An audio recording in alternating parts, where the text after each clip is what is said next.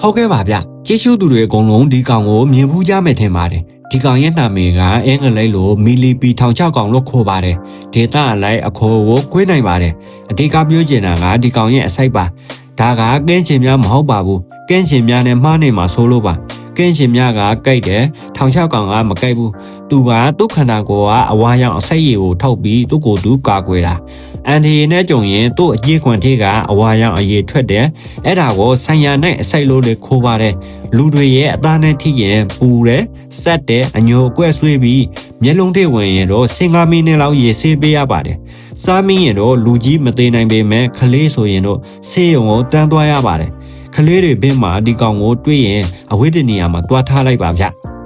သူ့ရဲ့အဆိုင်အိတ်နာမည်ကအိုဇိုဘိုလို့ခေါ်ပါတယ်ခန္ဓာကိုယ်ဘင်းမှာအပေါက်သေးသေးလေးတွေအများကြီးရှိတယ်အဲ့ဒီကနေအဆိုင်ကိုထောက်တာပါဆိုတော့စားစရာတောက်စရာတွေမှာဒီကောင်ရဲ့အဆိုင်ထိမိနာမျိုးဆိုရင်လုံးဝမစားပါနဲ့အခက်မသိရင်သေးနိုင်ပါတယ်တွေ့ရင်လေမတက်ကြပါနဲ့ဗျဘာလို့လဲဆိုတော့ဒီကောင်တကောင်ကတစ်နှစ်ကိုမြေဆွေးပိုက်တ100လောက်လောက်ပဲပါတယ်တဘဝရဲ့တန့်ရှင်းသမားလိုလေးခေါ်လို့ရတာပေါ့ဗျာ